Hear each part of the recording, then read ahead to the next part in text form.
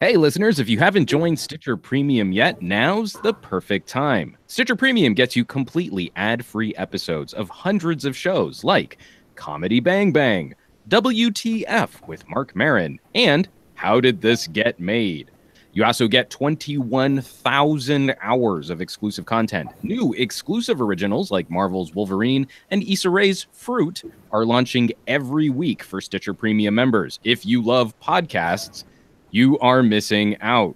When you listen to ad-free episodes in Stitcher Premium, your favorite podcasters get paid. Help support your favorite shows and join Stitcher Premium today. For a free month of listening, go to StitcherPremium.com and use promo code POCKET. Once again, StitcherPremium.com, promo code POCKET, and we thank them for supporting the Pocketnow Weekly. All right. We are live. A ton of news for us to cover today.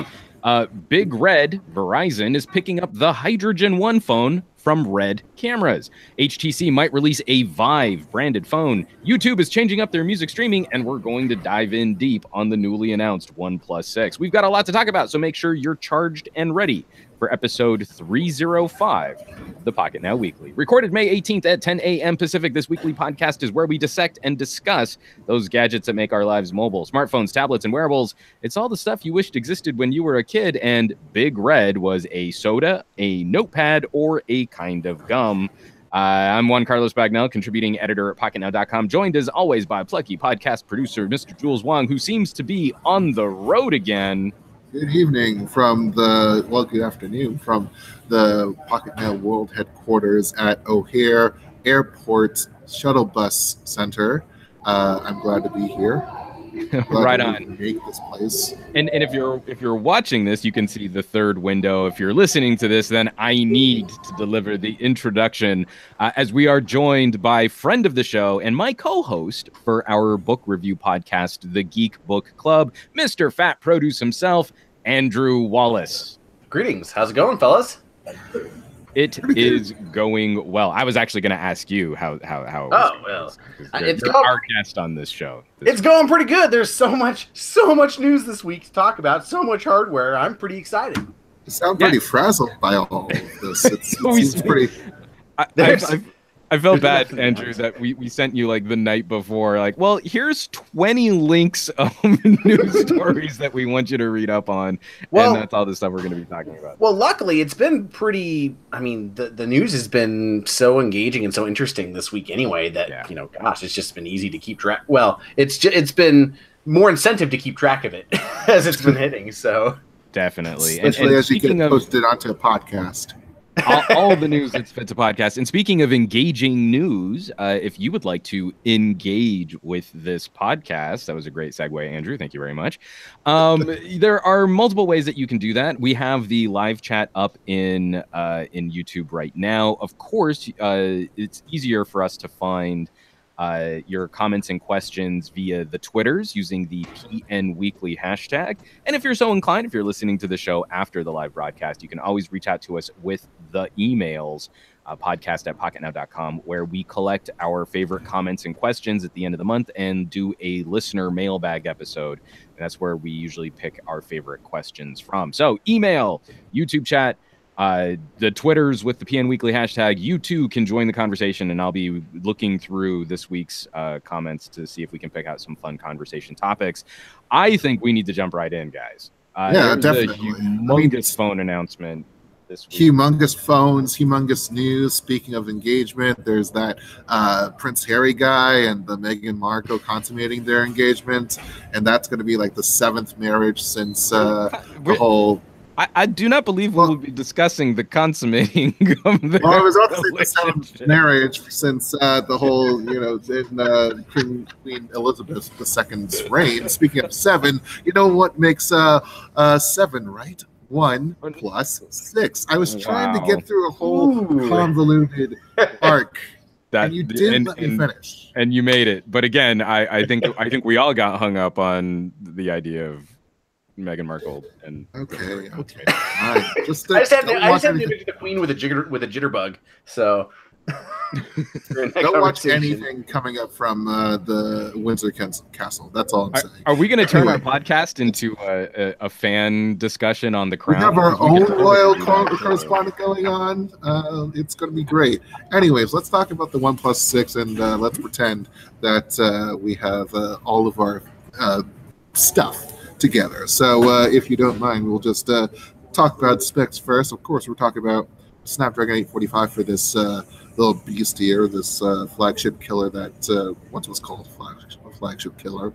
6.2, 8 inches, full optic AMOLED display. Likely means that Samsung made that display, but it's at 19 by 9, full HD resolution aspect ratio.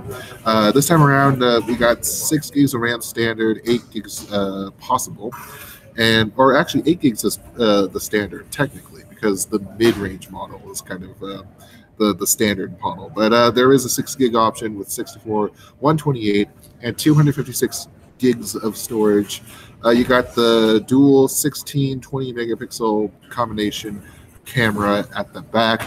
The 16 is for color, the 20 is for monochrome for the detail. 16 megapixel selfie camera, 3,300 milliamp hour battery, and all this coming in with Oxygen OS, Android 8.1, and yeah. Now, the price and what you get for that price is what's been changing constantly since the introduction of the OnePlus series, because we started out at that kind of $300 price point. We've moved up $400. Now it's $500, and now it's actually $529 for the 6 and 64 model, available only in mirror black. They have used like neat little finishes we'll talk about too. For the main model, where all 3 colors are available, mirror black, midnight black, and then there's the silk white, we're talking about $579. That's 8 and 128 gigabytes, and then 8 and 250 gigabytes, 256 gigabytes will only be available in midnight black, and that will be available for $629.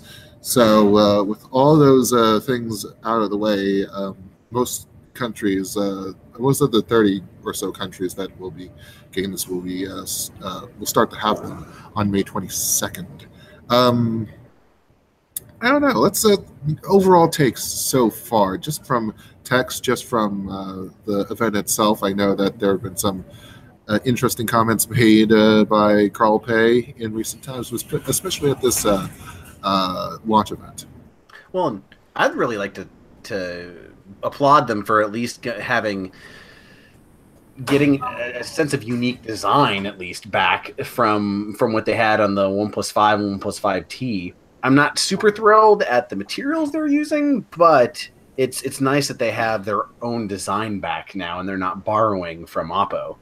As far as I know, anyway. A couple of generations of that has happened, but now they've kind of Oppo stayed on that kind of iPhone train, whereas OnePlus starting to experiment a little bit with glass, and like there's like perforation stuff going on, thin film kind of, but it's all still glass, which goes in the general trend of all the Android and iPhone stuff that we've seen in the past 6 months. But there's no as far as I know, there's no wireless charging. So why would they have glass? But because metal is so passe at this point, right? HTC got rid of it. Like when HTC throws in the towel, you're done. Yeah, I guess. I do overall like the design. I'm really, really interested to see, because it looks like they're doing the same camera sort of setup that Huawei did before the 3 sensor setup. And I'm interested to see, one, to compare image processing to see if, say, Leica, like the Leica's work with Huawei, is that much better than what OnePlus is doing, or if it's more an even playing field. I mean, that's one thing I'm really interested to see. That is a good point, especially considering that this new strategy, because they did do the zoom lens for the second camera up until the OnePlus 5. After that, it was the 3-month turnover between the 5 and 5T. They decided to change things up to that monochrome sensor, and I have not been able to get any like sense of what how that has done, especially in comparison to the Huawei products.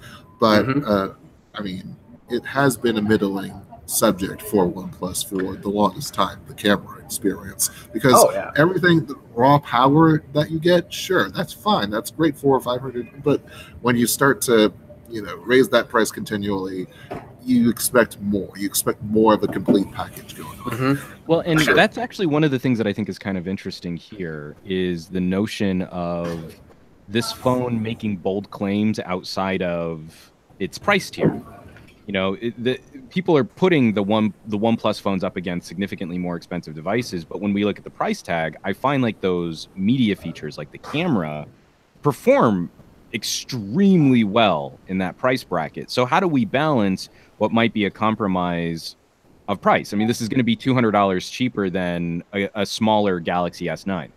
And a $300-$400 difference between that and the P20 Pro, which is arguably one of the best in its field.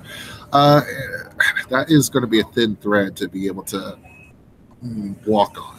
Well, and especially when they don't have an official IP rating, and there's no SD card support, which for me that's kind of a thing for me. Might not be for everyone, especially if you have enough storage in there. Especially for like nitpickers too, because you got the Type-C connection, but that's only USB 2.0 spec, which will disappoint other people who are just, oh, hey, if this is about speed, if this is about being fast, why not include 3.1? Like, they didn't talk about that. So, like, you'll still find that OnePlus has retained a lot of its core audience all the way up, just value-seeking power geeks, and then they're continually trying to incorporate more of these mainstream appeals, and they're still just not being able to actually actuate on like just reconciling all this stuff. Yeah, now, for the actual announcement of this phone, for the launch of this phone, do you think that OnePlus was actively engaged in misinformation?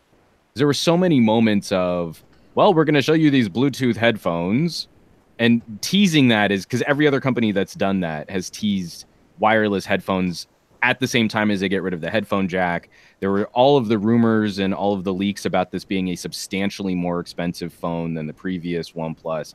I just think there's some interesting psychology of how OnePlus is communicating with their hardcore fans and the roller coaster ride. Even before the announcement, they had their like, well, we made a bunch of mistakes on the OnePlus 2. We got a bunch of backlash. We were able to survive that, and we learned a lot about our audience. Have they also learned a lot about gaming their audience into getting the response that they want? I don't know at this point. I mean, are you talking about the OnePlus Bullets wireless? Oh, I just mean in general, because we had a whole bunch of bait and switch moments. Like rumors about this being a $600 or $650 phone, and they teased that in the announcement, like, well, and now it comes down to price. Well, it's only going to be $529. It's only that's always a nice framing. I mean, they've always done this. It's not like Pete Lau hasn't gone on and said, well, it's going to be in the general. The OnePlus, what was it, 3 or 2? Like that was going to be in the general vicinity of $333. That's a nice psychological mnemonic that he wanted to implant in there. And guess what? It was. Somewhere around that. Hooray.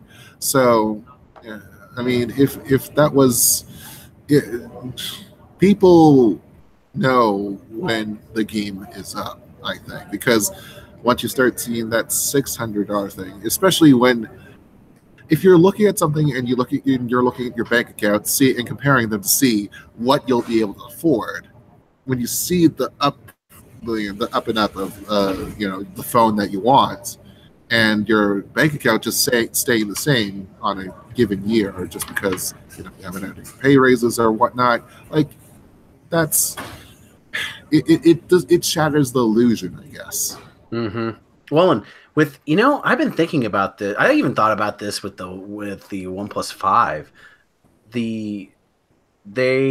don't have a retail presence here really at all in the U.S. except for I think aren't they doing like some pop-up stores in New York and they have like a few dozen of these going on around India, Europe, and the U.S. And don't forget about the Avengers Infinity War branded OnePlus. Oh, hooray! I just want it to disappear, like just.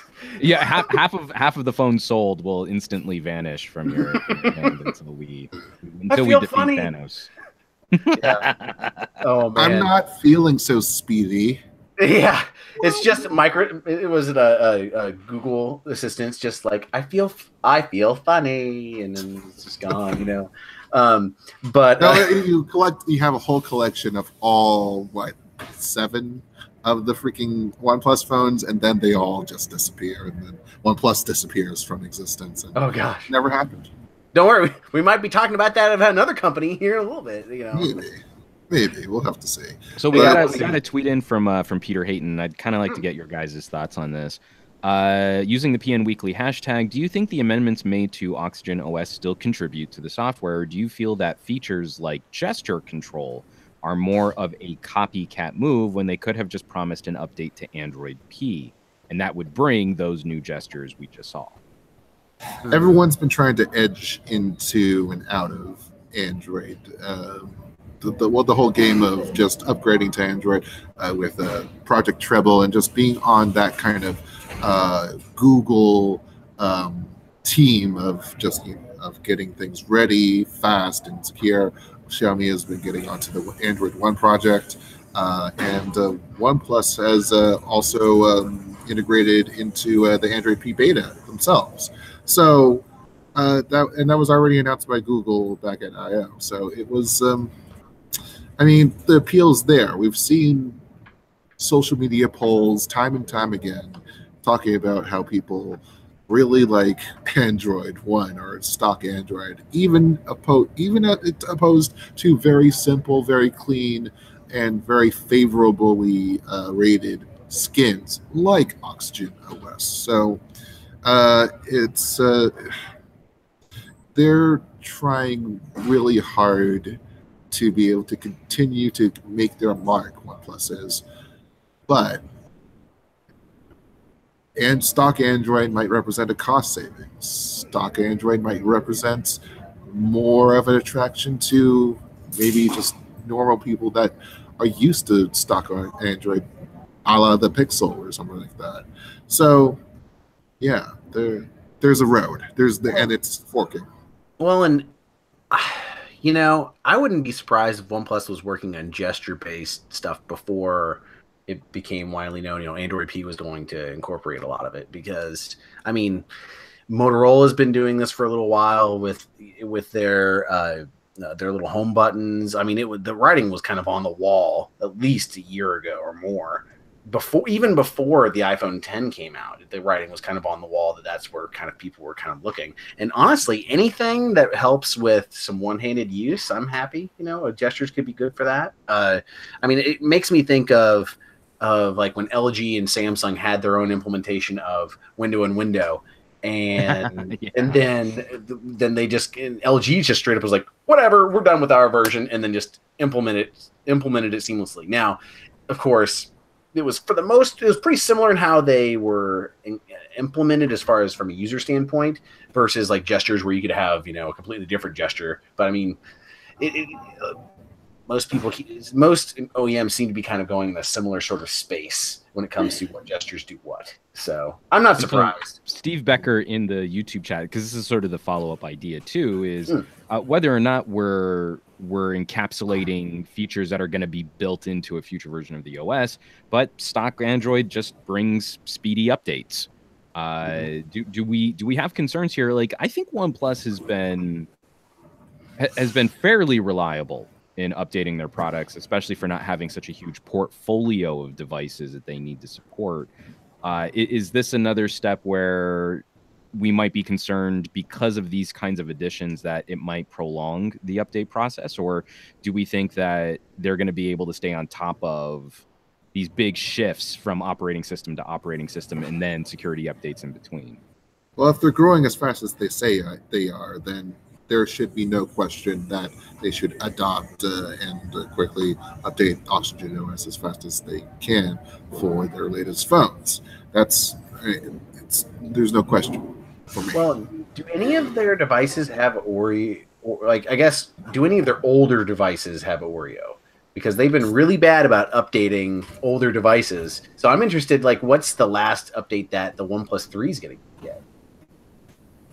I think it's still going to be Nougat because I know 15.5 have Oreo, but I'm going to make sure.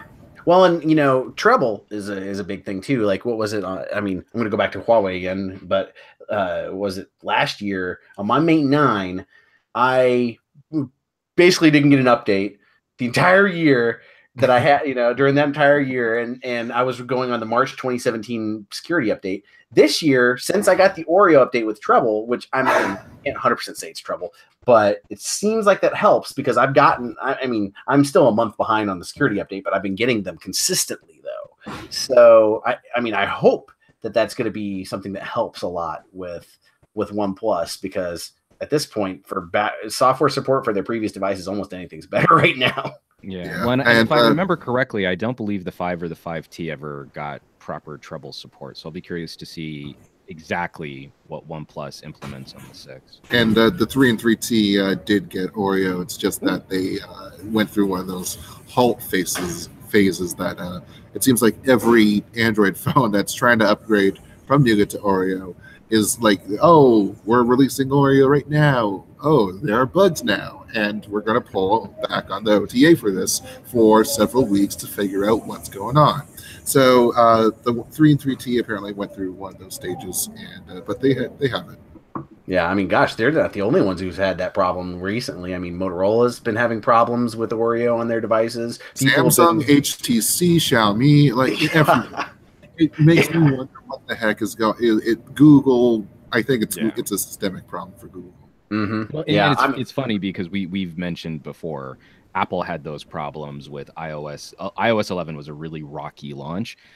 Oreo wasn't as rocky. Still had some significant issues that they've had difficulties ironing out, and it seems that both of our major smartphone software producers are having some growing pains in incorporating new features and new services. Well, and it's 2 layers with Android because, like, I mean, I even have problems on my Mate 9 right now with Oreo because, and I think it's a Huawei thing more than Google, because there's about a 10% chance whenever I unlock this thing that it'll just reboot.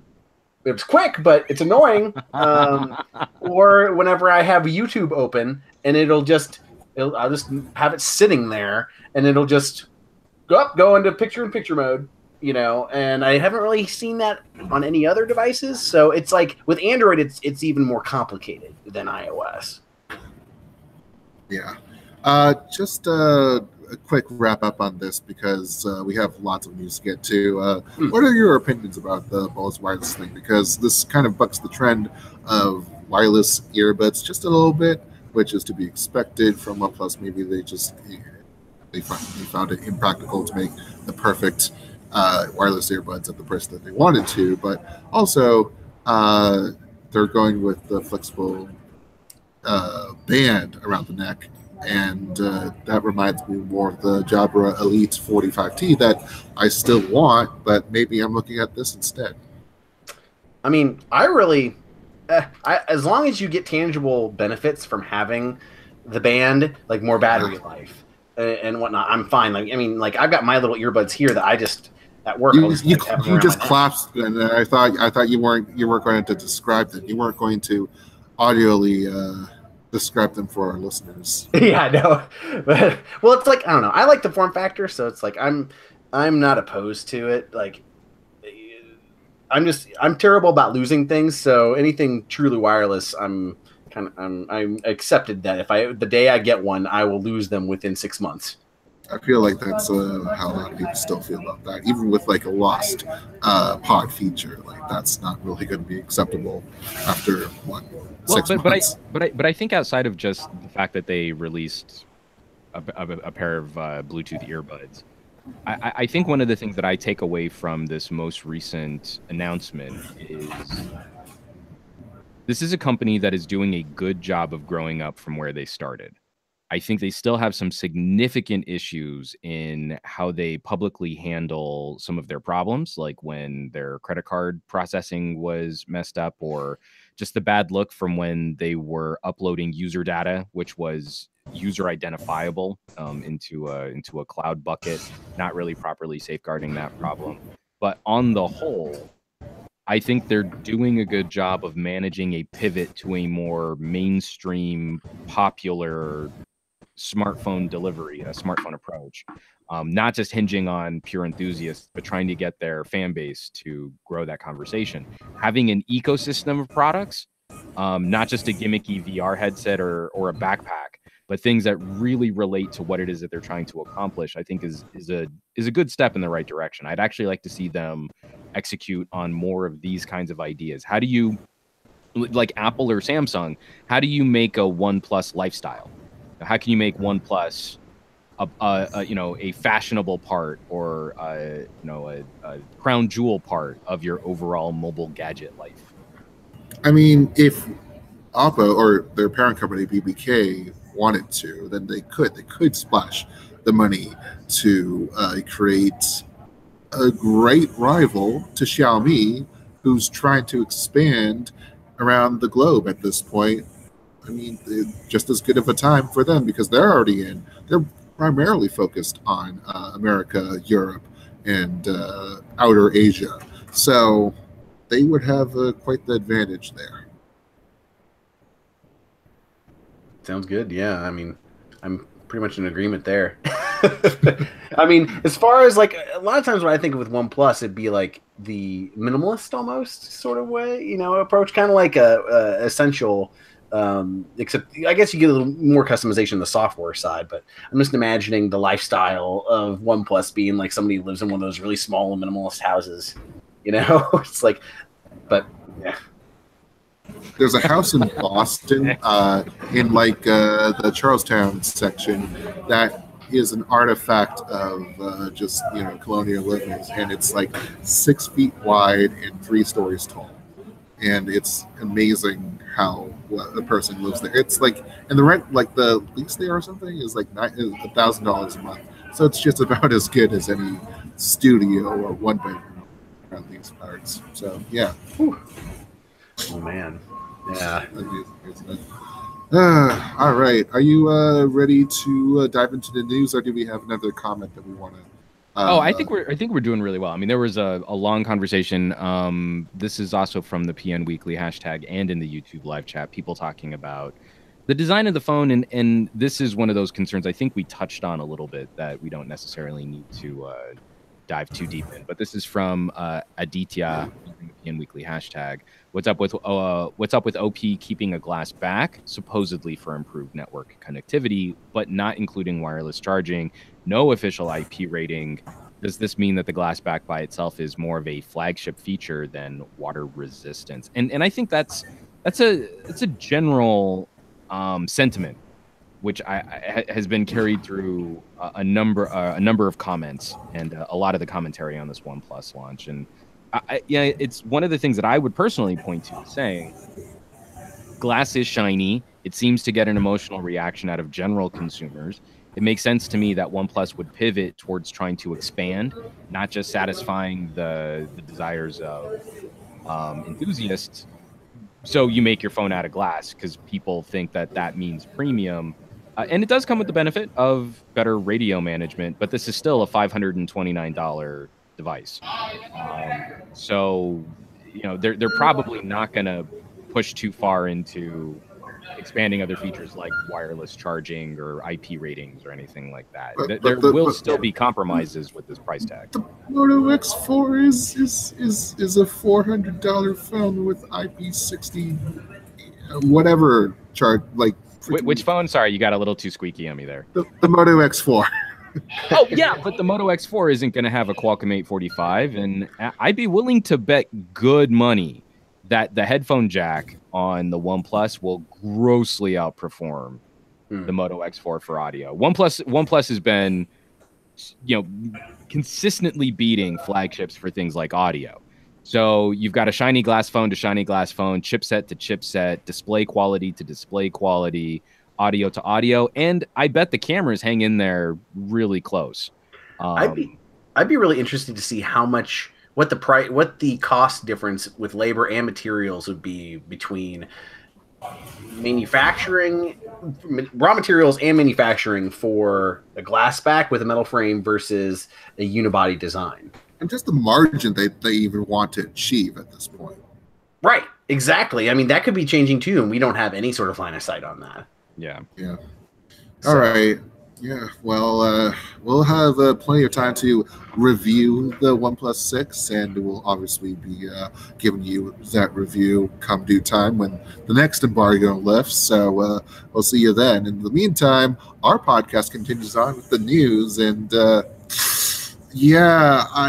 going to apologize for the boringness of the start of the news for this week, because I know people are kind of already hyped up on politics, and you have other places to go do that, but this is the Trump era, and we didn't expect to be talking about Chinese manufacturers, Chinese trade tensions in regards to Chinese tech manufacturers being able to make phones for international, where their ZTE's smartphone business. I'm sorry to get onto this tangent before even going to the news, but ZTE's smartphone business is not good in China, and it's like the U.S. is maybe their fourth biggest market or something like that. So this is pretty darn important for them, and I guess we'll just get back into it and talk about how legislators, have essentially they've blocked the Trump administration from doing anything to revoke the Commerce Department's 7-year imports ban, blocking ZTE from importing any U.S.-made products. It was the House Appropriations Committee that voted on an amendment that was drafted by Democratic Representative Dutch Ruppersberger of Maryland. And it's not good, especially with the Sunday tweet from President Trump saying that he would work with President Xi Jinping to basically save ZTE. And he ordered the Commerce Department to seek alternative remedies, as Commerce Secretary Wilbur Ross has said. So I don't know, where do we stand here? Where is what happens here? It sounds to me that the House is basically telling the Trump administration to follow up on his campaign promises of America first, as it were, on this. I mean, what ZTE did was not right as far as selling their devices in Iran and North Korea.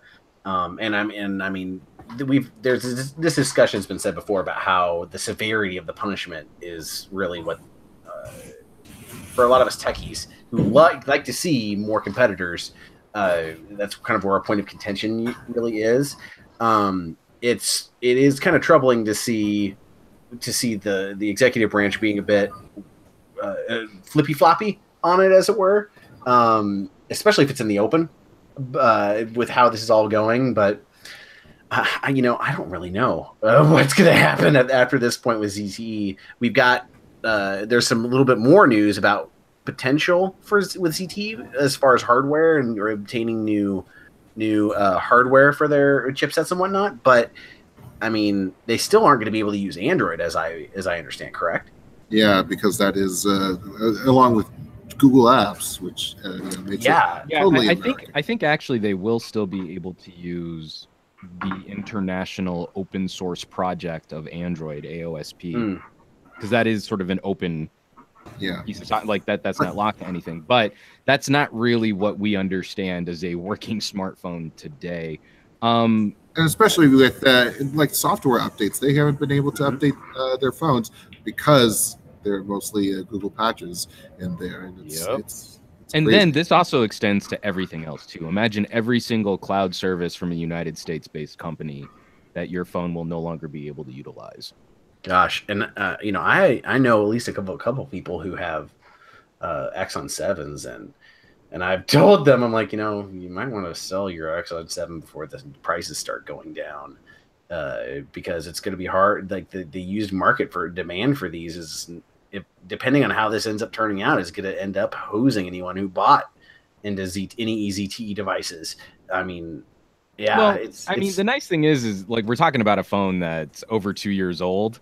And so if you bought it even brand spanking new at $400, the Axon 7, I'm sure, has served you pretty well at this point. But well, I know of a lot. That's not even to undercut the whole thing with ZTE, because their main bread and butter is with the prepaid sector, the budget sector. That's where they produce the most smartphones from these carriers, and they get a pretty good killing off of that. So it's like half of Metro PCS's phones are just going to be not available then.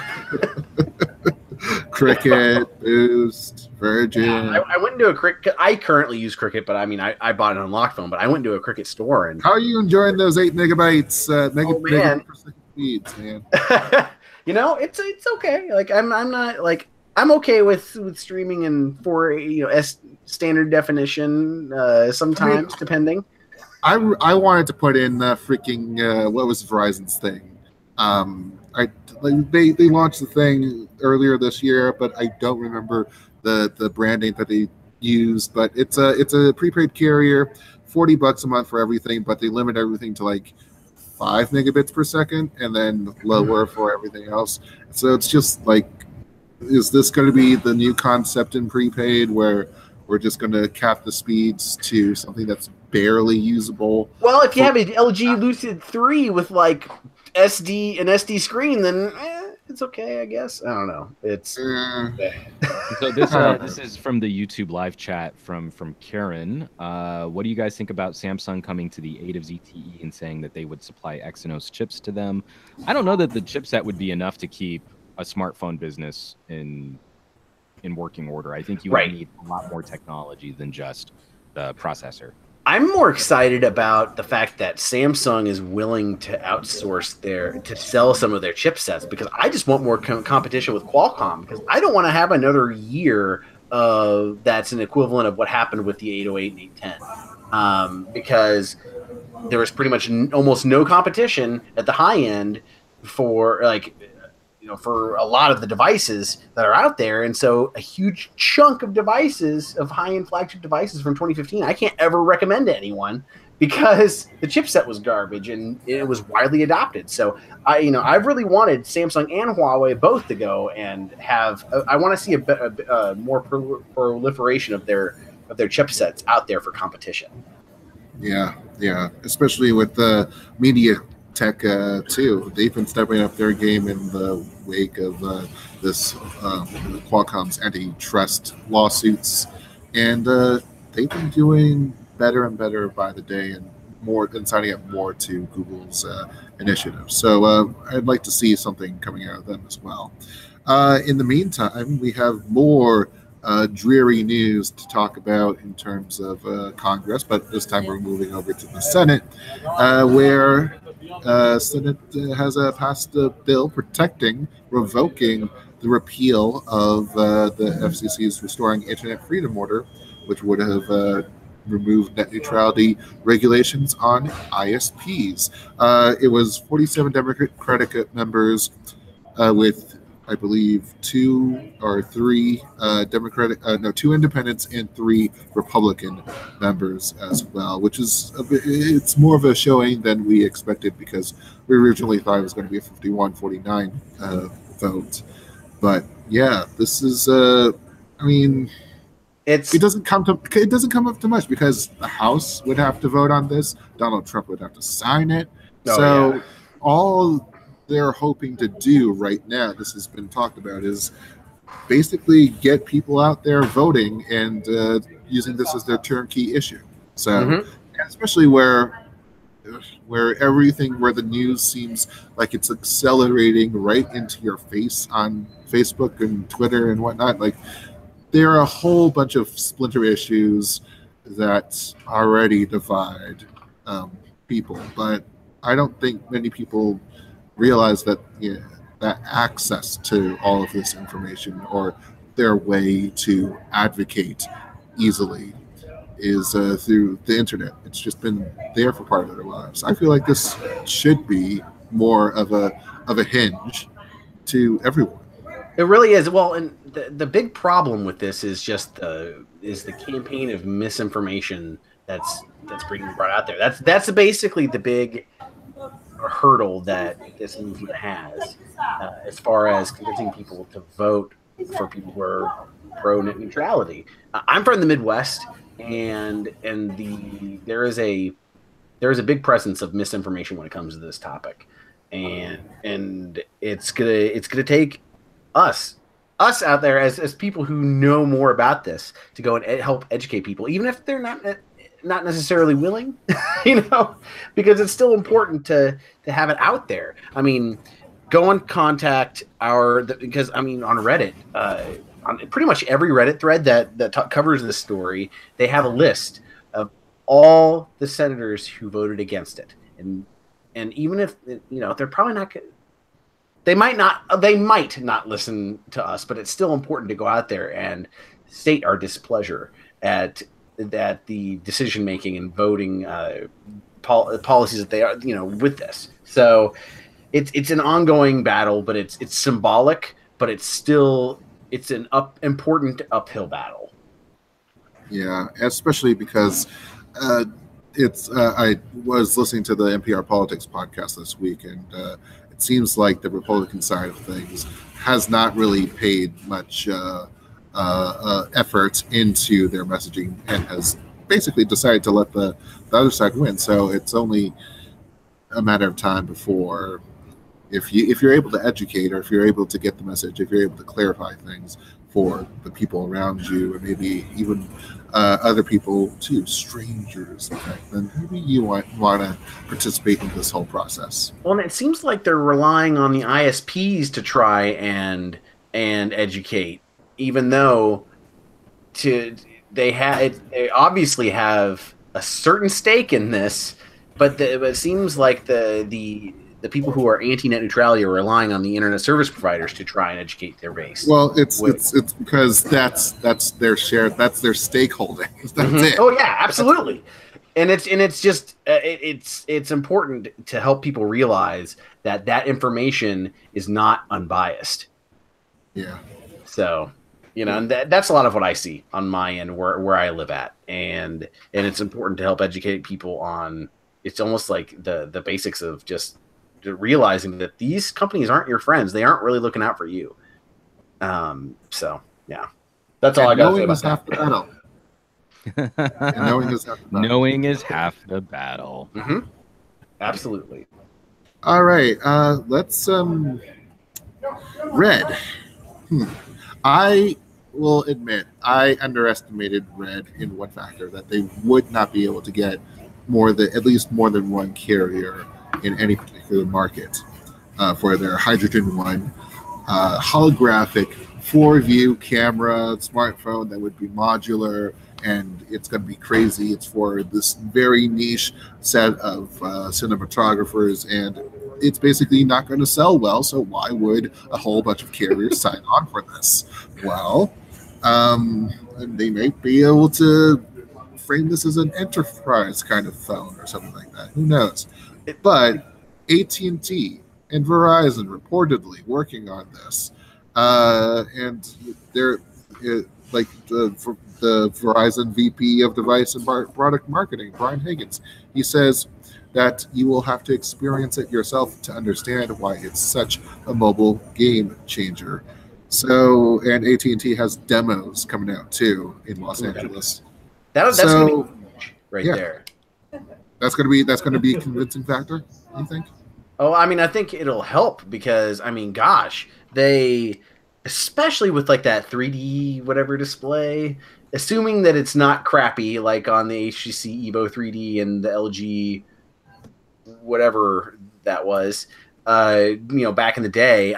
You're gonna have to see it to it's kind of like what was 120 hertz on the Razer phone. I'm not seeing one physically, so I don't have an appreciation for that, for seeing it, but you can't capture it on video.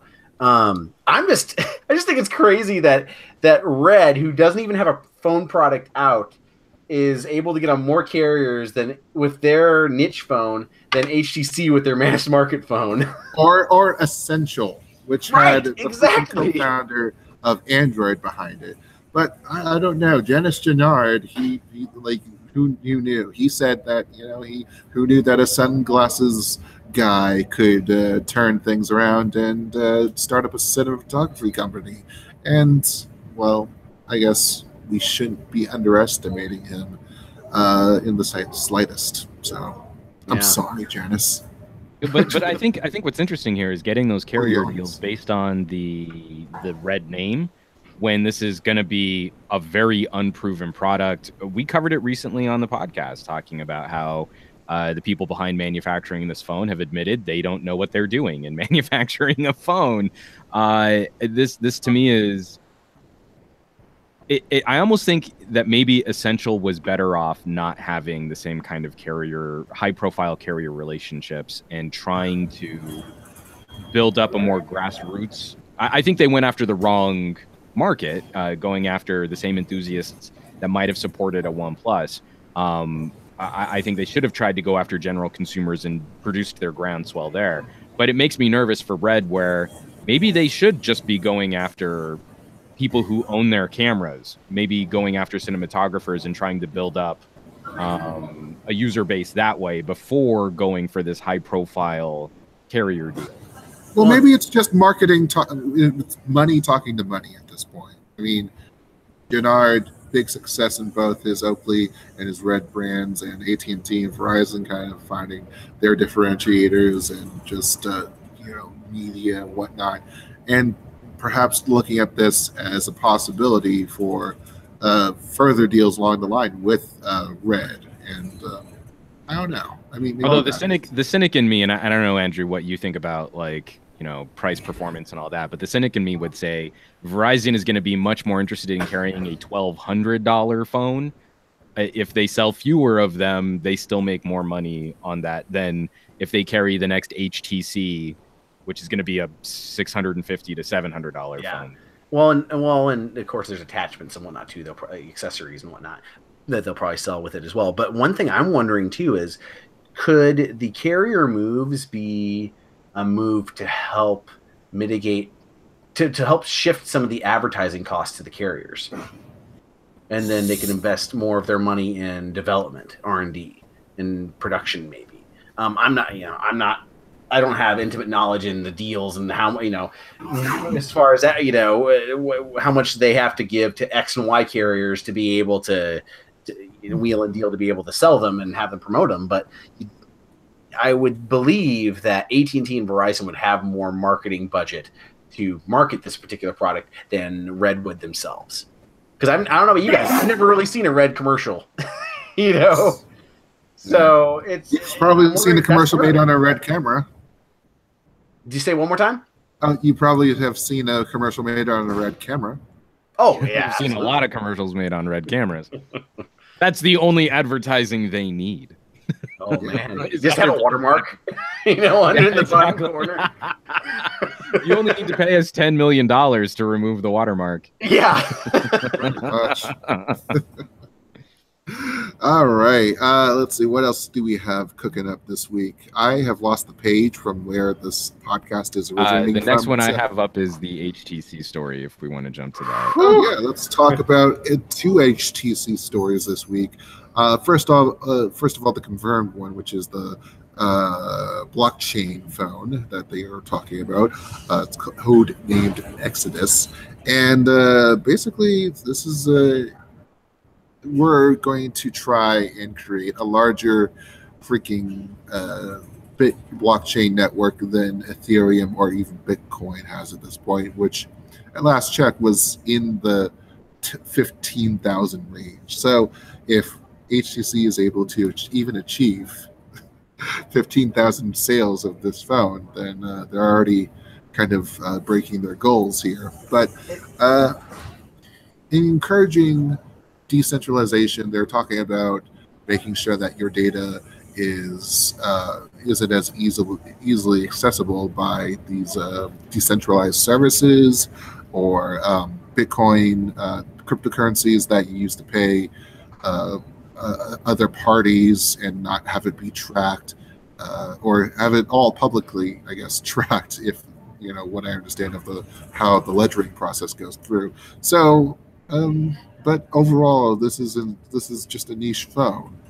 Now, if I want to tie that to my next story here, which talks about rumors of an HTC Vive phone, which appeared in a video that was leaked by Evan Blass for just a split second, but it was there, the HTC Vive phone. That now apparently has a code name with the Genesis. And while you can't see anything at htcgenesis.com or genesisphone.io at this point, Evan said that he was able to see a Vive logo for a moment on the first page. And we were able to track down whois information detailing that HTC did own the HTC Genesis domain. So is this the right way to go? Is HTC if it has really not been able to fight in the mainstream, could specialist be its own way? I'm going to be upfront and honest. I think I have mostly negative views on some of this, because it sounds to me like all their board members ended up meeting up in their boardroom and going, well, people are pissed off about your privacy, and cryptocurrency is real big. Well, let's just make something with blockchain, and that combined with like their one property that's actually doing fairly strongly with Vive. So I don't know. It just sounds, lack of a better phrase, just kind of desperate to me. I mean, I do adore that your choice of voice for HTC. Yeah, it's like that's my corporate voice. This is the boardroom voice. HTC is crewed by a staff of Muppets. I bet that our old owner Brandon Miniman would be proud of you for being able to act out in such a character. He used to make all of us do just role playing HTC and engineers and all whatnot, just trying to figure out why the hell they decided to use the 4 megapixel ultra pixel camera. Ultra pixel camera was great. Oh, it was. Until it turned purple. Ultra pixel camera was wrong. Yeah. Well, I mean, when I saw the initial article about the blockchain thing, I was hoping that there was just something wrong with my brain, and I was just seeing word salad happening, and I was making it up. But no, I really don't think. If you're marketing a blockchain, that's like your big thing to make it stand out. Because looking at all the Evan Blass leaks, which we'll get to later, it looks like part of what they're trying to do is have that be their standout feature. At least where I'm at with the average consumer, my dad has an HTC M8 still. He's got 8 of them that he's been cannibalizing together every time it breaks. And it's the first thing that he'd ask. He goes, "Oh, what the hell is a blockchain?" So I don't think this is really gonna help them sell phones that well. So I'll say I think I'm a little bit more positive on this move than you are, if only because I have this romantic notion of some kind of Silicon Valley. Can we build a new backbone for the internet which is decentralized and removes different types of controls, government controls or corporate controls from the equation? If we're concerned about net neutrality policy, could we create an infrastructure which could circumvent it? And blockchain has become this buzzword, angel investor kind of term, which is being used for everything that doesn't really have anything to do with what we're talking about there. But I am curious to see a manufacturer like HTC examining what they might be able to do from that standpoint, from a security standpoint.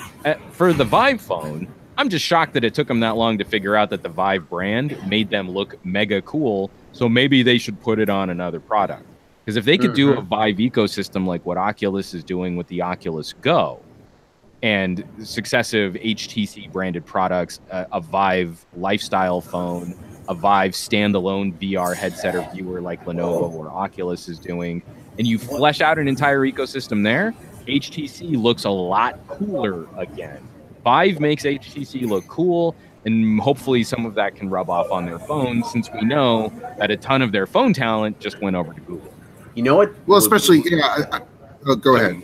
Oh, no, I was gonna say, you know what would be really interesting is do you guys remember when the G5 they had the G5 in that little headset where they basically just had it where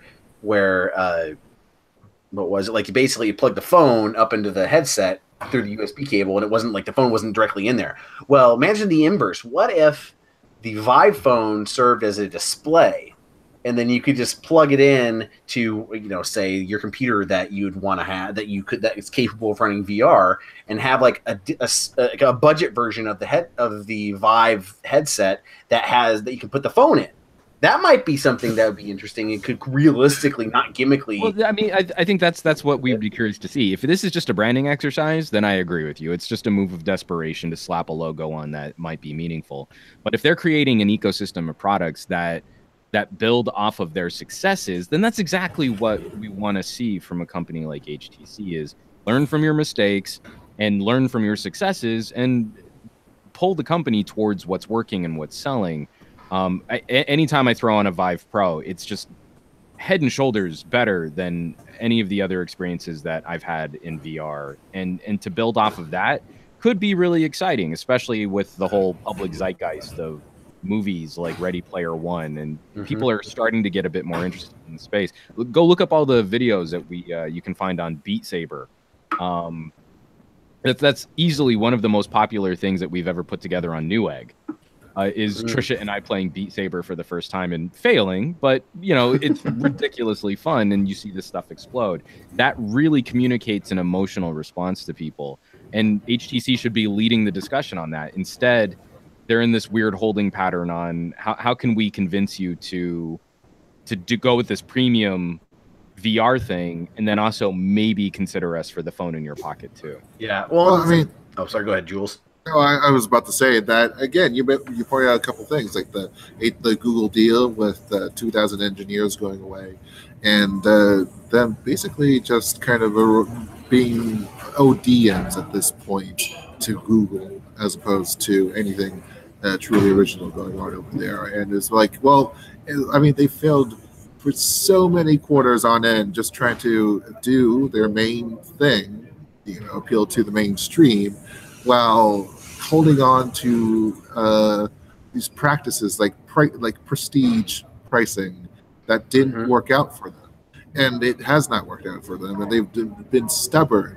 And in some cases, we'd like seeing them hold on to metal as opposed to everyone going over the glass, until they were able to make their own take on glass, and we were kind of appreciative of that. But it was not going to win people over anyway. It was great.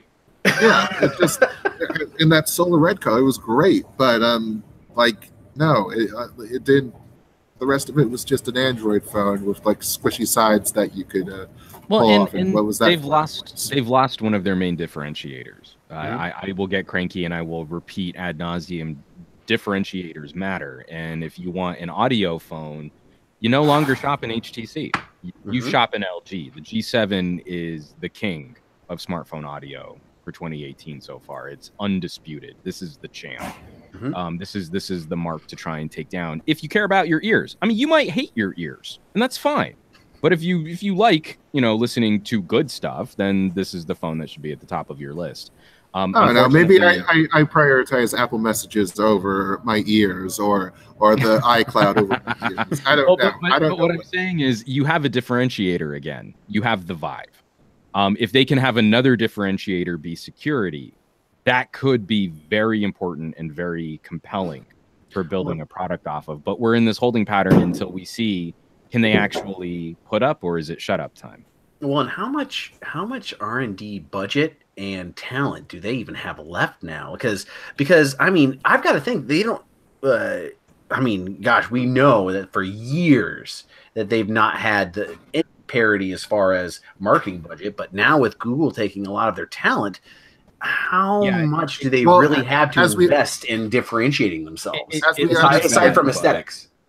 Yeah, as we understand it, that 2,000 that was sent over was half their hardware R&D, or just people working in hardware. So, yeah. Well, and that looks bad, but I think if we were talking about a Vive phone or this Exodus, what we're talking about is likely the last year of whatever manufacturing content was derived from the engineers that went over to Google. Smartphones are usually a 2 to 3 year building process. We're going to be kind of at the tail end of that now, but these are likely the projects and the experiments and the designs that were from the company when it was still intact. After this point, if they don't have something to build off of, then I would be very concerned about what future they have left.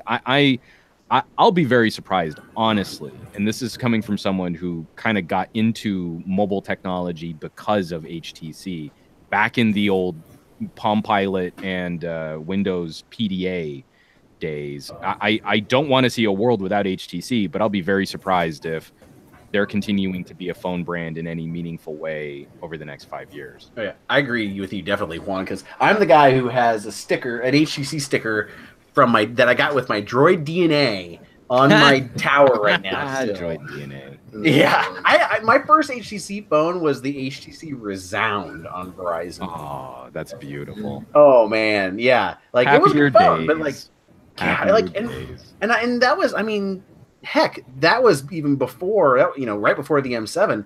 That hardware design still holds up. Even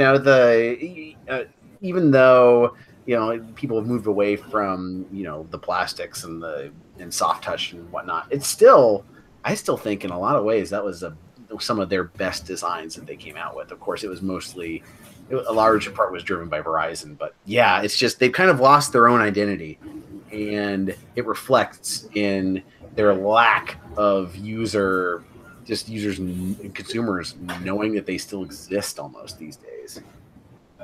Yeah, well, maybe there is no reason for HTC to battle for something that Apple, Samsung, LG, Xiaomi, Huawei, who else? Oppo, Vivo, 90 other manufacturers have already taken over for them.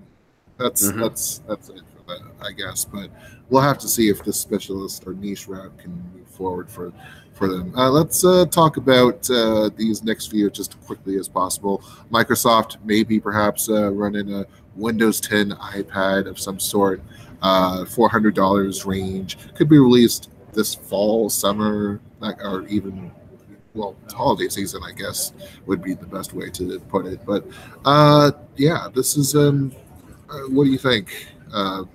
Surface iPad? Surface Pad? What are you talking about here?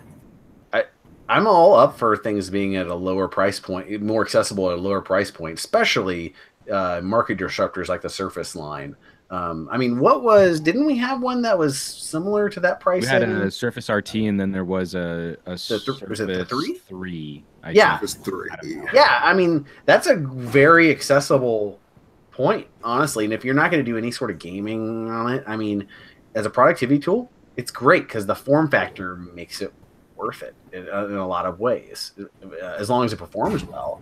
But yeah, I think having this type of disrupting technology at lower price points is only going to be good.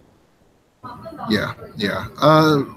There's also the fact that this is kind of straddling into the education space too, because iPad always, for the past several generations, they've been targeting education, and that already has a pretty good stoush going on with Chromebooks and whatnot. So is this just crowding out the market?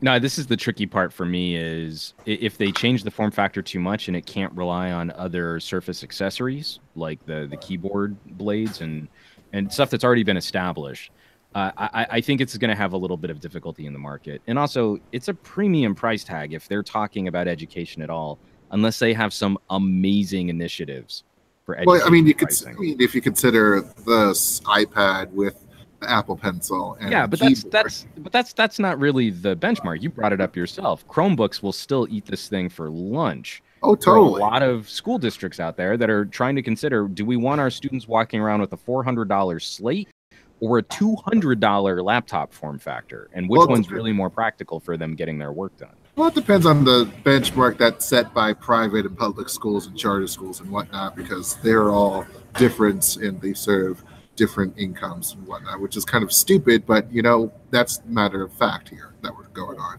Well, and yeah, but I don't think there's as much momentum for public schools to look at premium devices like iPads against the experiments that have failed spectacularly publicly.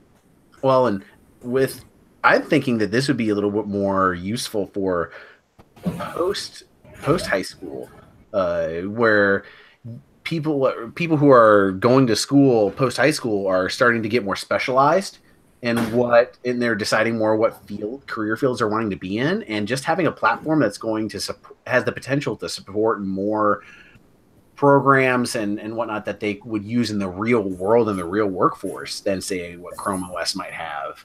I think that is where this could shine more, possibly. Perhaps, but I mean, they're already trying that out with the Surface Laptop, which for them has produced middling, okay results so far. But what's the price point? I guess at $9.99. Right. But that's where that's part of what you expect because that is, correct me if I'm wrong, but that's U territory, right? That's an Intel Core U with the more powerful than the dual core Y processors going on. Yeah, but for a lot of consumers out there, none of those specs mean anything. They're going to look at $1,000 thing or a $400 to $500 thing, and then if it's basic, text entry, document support, social media, web content, stuff like that, then the $1,000 thing isn't really going to win that fight. All right. I just hope that Photoshop actually functions decently well. I know. That's all. Yeah. If you're going to be in high school or college with those specialist degrees. Let's talk about a matter of marketing, a matter of branding at this point. With YouTube and whatever the heck it wants to do with YouTube. Music, the YouTube Premium, both these rebrands coming out soon. YouTube Music, YouTube Music is kind of Google Play Music, but on YouTube, combining the platforms of music videos and the actual music digital streaming itself. And then there's also YouTube Red, which is now going to be just YouTube Premium. So at least we don't have to worry about anyone confusing that for a porn site. So what do you think about this, Juan? I feel like you've been pretty agitated about this move. I mean, there are just so many different parts and pieces, and I got off the Google Music train because of their ridiculous device restrictions. I went back to Spotify, haven't had any problems there using that service with any device I want on any type of speakers or TV that I want. And Google eventually walked that back, but it's been frustrating watching them try things instead of looking at what services are working, which ones need to just be swallowed up by the others, and then having these obnoxious co-branding and overlapping for things. Make YouTube Red or YouTube Premium just everything. I think I would be much more willing to give Google more of my money because I'm a YouTube TV subscriber. I'd like YouTube content, YouTube Premium content, to be a part of what I'm paying them for their TV competitor. Why are there these artificial barriers to these different services when you could just give me the YouTube Plus and I would pay you money for that? I don't want to have different tiers and different subscriptions and different models. And that's what keeps me on Spotify, and it's what keeps me subscribed to everything else in addition to YouTube TV, and why YouTube TV has become sort of the least valuable arm of my cord cutter strategy, but it's something that I still appreciate for TV. I don't have any incentive. Yeah, Pocketnow has a new app on the YouTube Play Store. Awesome.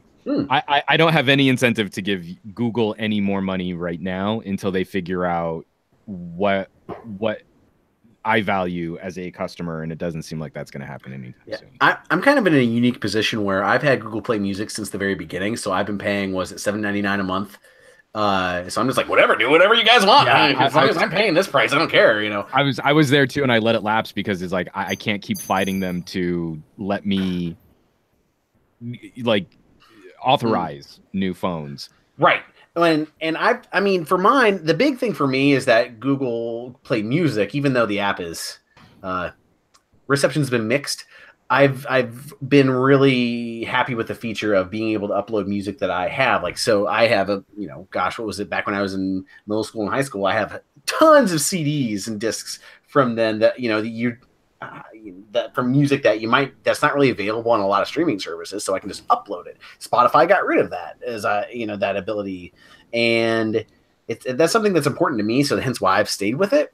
But also I still what was it? How much are they raising the price by? What? How much are they raising the price by? It's $2 from $2 premium. I mean, it's still kind of a better deal because you get YouTube Red or whatever they're going to call it, rebrand it now, and being able to just have, because for example, whenever I listen to this podcast, a lot of times I'm listening to it with my screen off, and having that's the individual features make it worth more to me, but that might not be the same for everyone.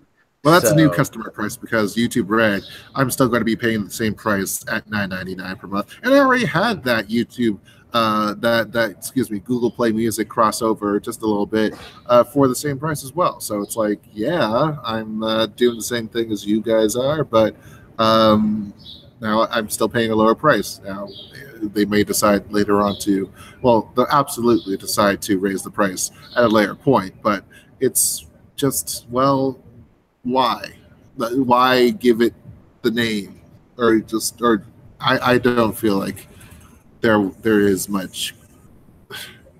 There is lots of crossover, but I feel like their names are just all right as they already are, especially when you have the Google Play thing for going on for mobile, or like just a suite of services, and YouTube is kind of, well, I don't know, maybe make it play YouTube. Play video for real. Well, and an interesting thing about with using YouTube, so I've had multiple situations where I've wanted to share a playlist with someone, like whether they're at work or something, but I don't know what streaming service they use. They might not use the same one as me, so I'll compile something on YouTube and send it to them because I know they'll be able to view it. So there is value in branding of having it YouTube for music, even though I don't primarily use it for music. I don't know. It's just a lack of cohesive strategy and vision that I find really frustrating with what's going on. Yeah. Well, yes. Incohesion, incongruence will remain for now until eventually, ultimately, they'll be changing those names come June 5th, I believe. So, yeah, it's coming whether you like it or not. And what's also coming, whether Samsung likes it or Apple likes it or neither of them don't like it, is this ongoing trial that they've had for the past 7 years, in which they have debated about the validity of patents, what constitutes. All right. So there are a few patents.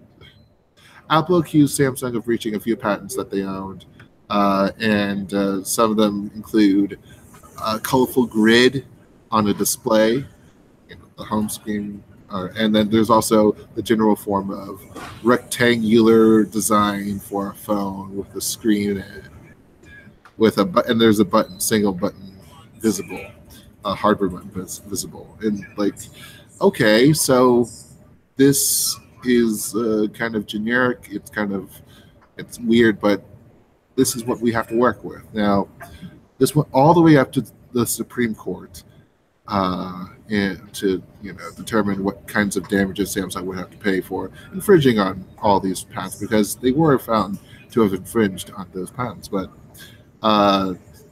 the Supreme Court is basically sending it back to San Jose for the sides to discuss what constitutes as an article of manufacture and what does the patent apply to in this case. Does it apply to the value of the whole phone, or the part that the patent describes itself? Because if the patent was included in the product, then maybe it should be that the whole product whole product's value may be applied.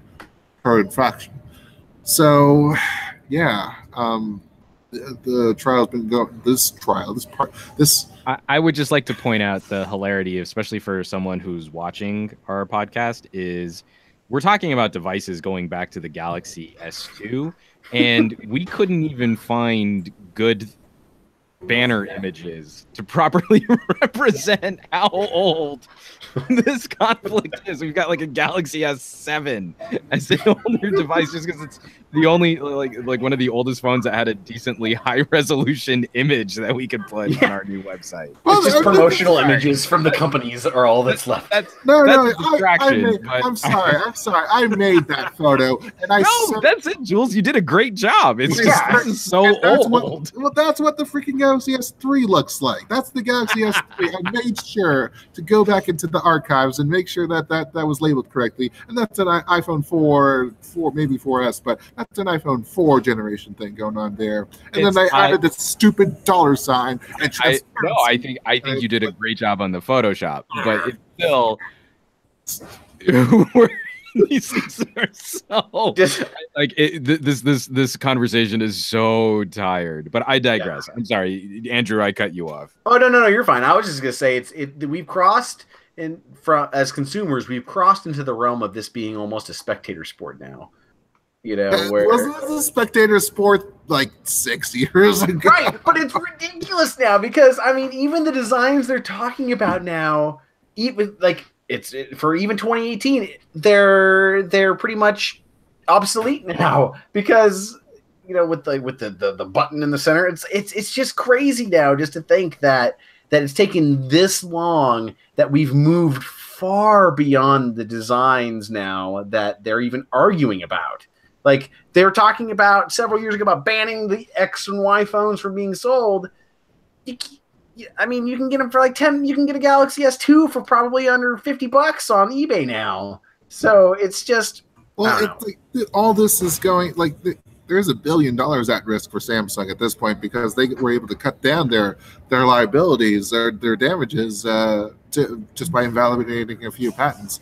So now they're like at $400 million, but who knows? Maybe this will freaking draw things down to like $28 or $28 million or like go. Well, because it is the big debate as how much was Samsung enriched by violating some of this copyrighted trademarked material. So were they enriching themselves? Frame the polycarbonate frame of the phone, or the whole iPhone with the Apple A10 processor, or maybe it's just like the Android. Maybe they infringed Android in some way. Like there has to be something going on here for Samsung to be guilty of and having to pay $1 billion. Well, but that's what's interesting is that Samsung isn't fighting whether or not they were guilty of violating. No, they're not. These trademarks. It's their argument, and this is the legal.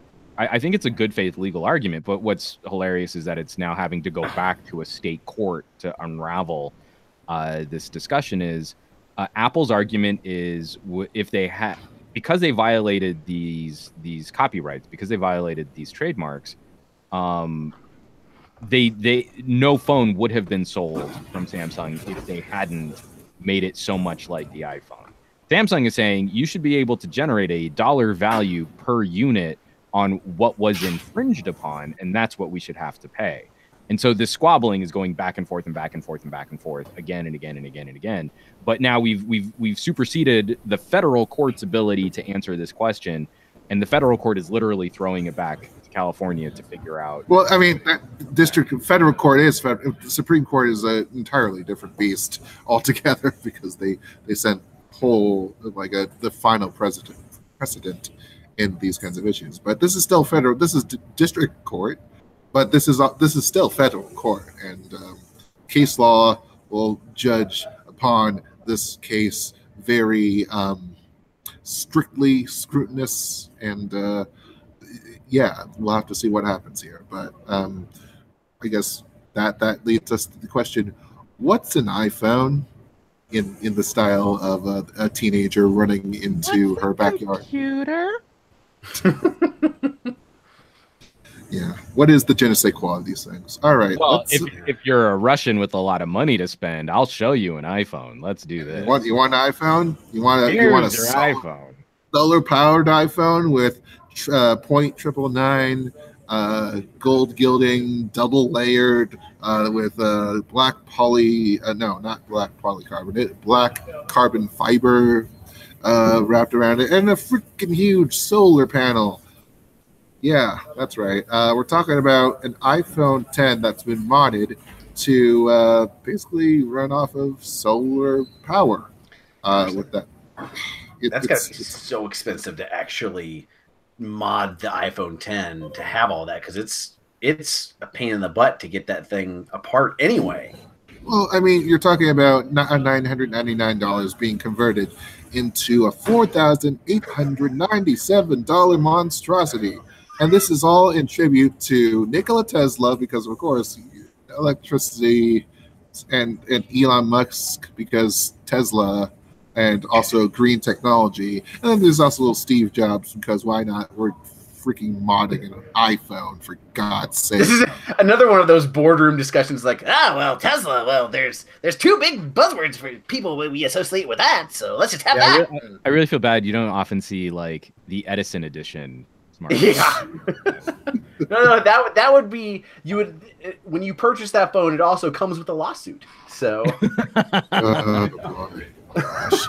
Well, I mean, you would expect the same things if you click the link in the middle there. You would expect this out of the company that put emblazoned the likeness of Russia's President Vladimir Putin and President Donald Trump in gold onto the back of a Nokia 3310. Yeah, like this is so just... my question, I mean, like, we've seen gaudy experiments, Virtu phones, things like that. Does anyone else get a little bit nervous about solar power on a phone? Because you have to basically put your phone out in the sun where it's going to get hot. It's going to get hot, and then you'll see, what was that, like in Las Vegas where that phone exploded out of just nothing, because the phone we've seen numerous devices, gadgets and electronics die in cars.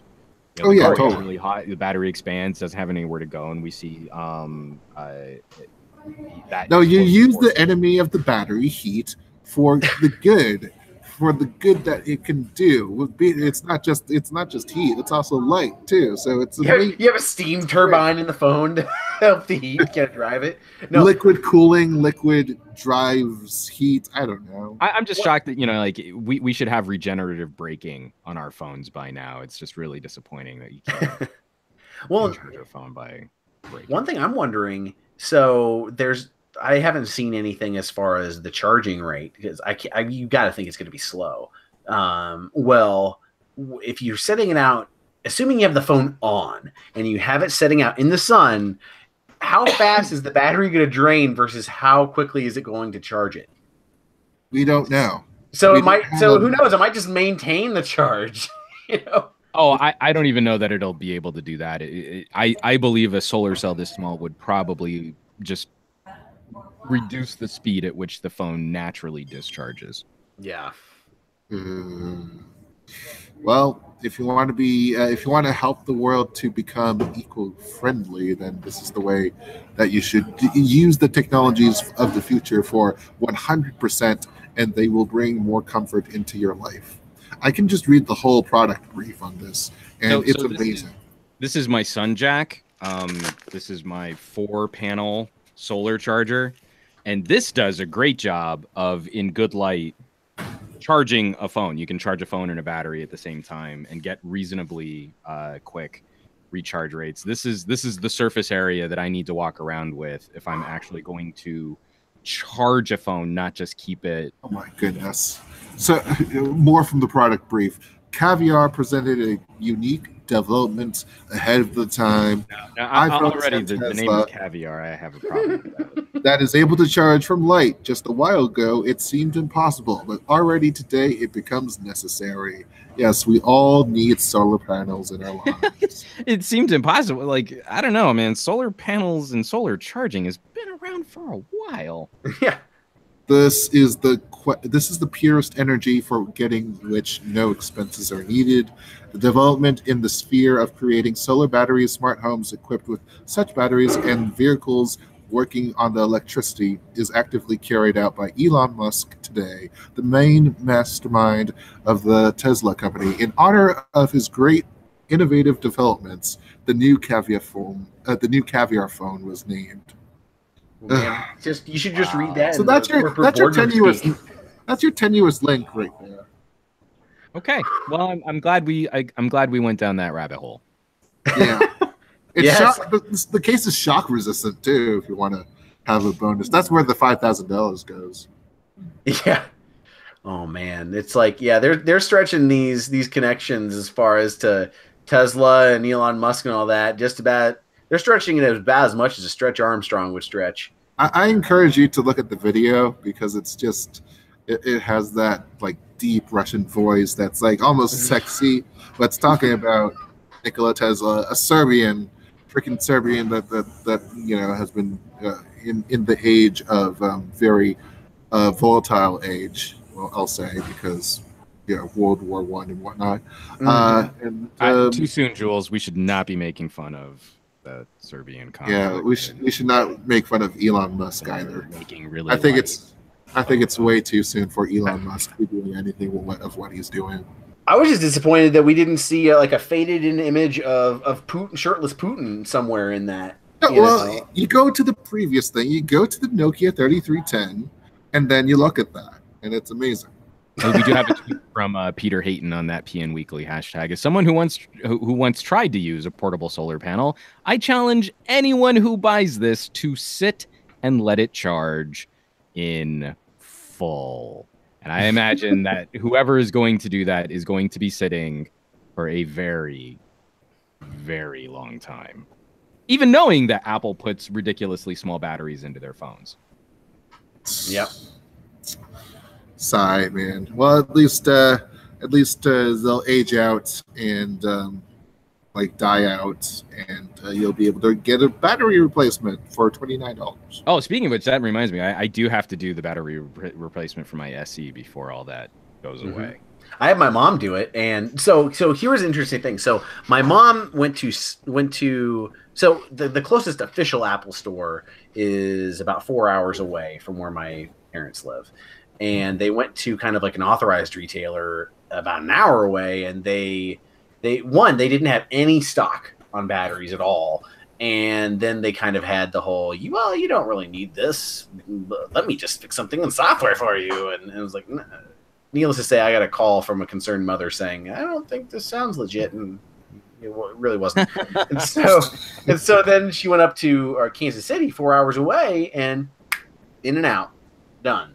And really, like, I recommend people don't go through the authorized retailers. Go through the official channels if you can. I know it's you might have to drive 4 hours, but it's worth it for the quality of the work that you get from it. Or get it shipped, man. Yeah. Well, and if you we've mentioned him before on the show too. If you follow Luis Rossmann on YouTube, he's a very angry third-party repair technician out of New York. But his stories he tells about Apple are very insightful as to how this company does business with their authorized repair service partners. And to your point, Andrew, I mean, like the reason why that story goes down is something like a screen replacement often can't be done by one of those Apple authorized technicians. Like they still have to send the phone back to Apple anyway. So it is one of those things. It's like Apple, in terms of service and support, there is a little bit of buyer beware there. They've sort of rigged the game to make sure that you are encouraged to only go to an Apple store, to only send your phone back to Apple, or your product in general, MacBook, Mac Pro, anything, only get sent back to Apple to keep that on lock.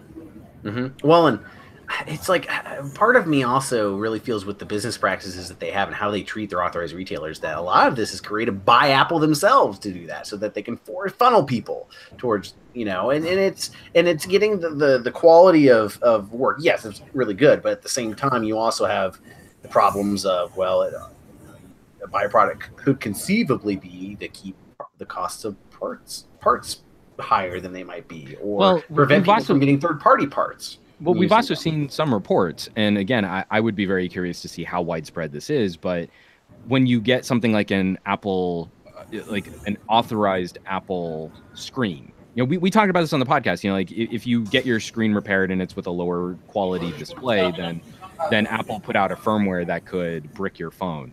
One of the things we've seen, though, is third-party repair shops that try to buy legit Apple screens. Those screens will often be held in customs and then destroyed, so as to prevent other repair technicians from getting their hands on that kind of product. Taking the screen out of one phone and putting it into another phone also can trigger some of these defense mechanisms that Apple has put into their firmware. So you don't have the display serial number that your phone should have. That can lock down your phone. That can brick your phone too. So I do believe there is some Apple shenanigans happening here. Apple not necessarily acting in the best faith for customers getting the best possible quality service that they might be able to receive, and forcing consumers to go through a very specific channel, which restricts their ability to get the service that they might want. Well, if that's the case, then I hope these Russian people have all of their components sorted out and forged and imported, or whatever they need. That's another thing too. It's like if you're really team iOS, I don't know that I'd want to do business with anyone cracking those devices open. Just let it go. Well, if you need a solid gold iPhone, I don't know, man. I don't think it's worth it. The only person I trust would be what's his face from Strange Parts. If you guys, and even then, I think he would probably be pretty clear about what he would be able to achieve and not. I mean, they have a 1-year warranty through them. Oh man, yeah, and there's free delivery. Free delivery? How could you go wrong? Man, yeah. Well, no, I mean, gosh, yeah. And if you're thinking about it, what's to stop Apple from pushing through an update that kills their phones? Those Tesla, there's nothing stopping it. So you're dropping close to $5,000 on something that might not work in 6 months, depending on how Apple feels about it. So yeah, I mean, Virtu was a better buy at that point.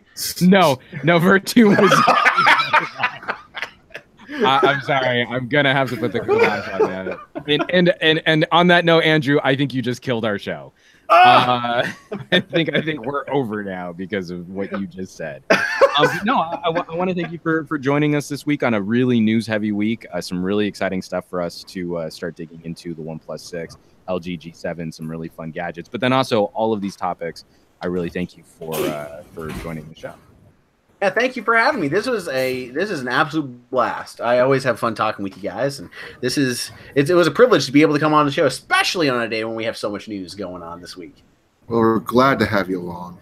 Definitely. Good times. All right, so folks, there you have it. Another episode of the Pocketnow Weekly come and gone. The show is over, but the conversation continues on Twitter, where Andrew can be found as @FatProduce. Jules is @PointJules, and I'm humbly @SomeGadgetGuy.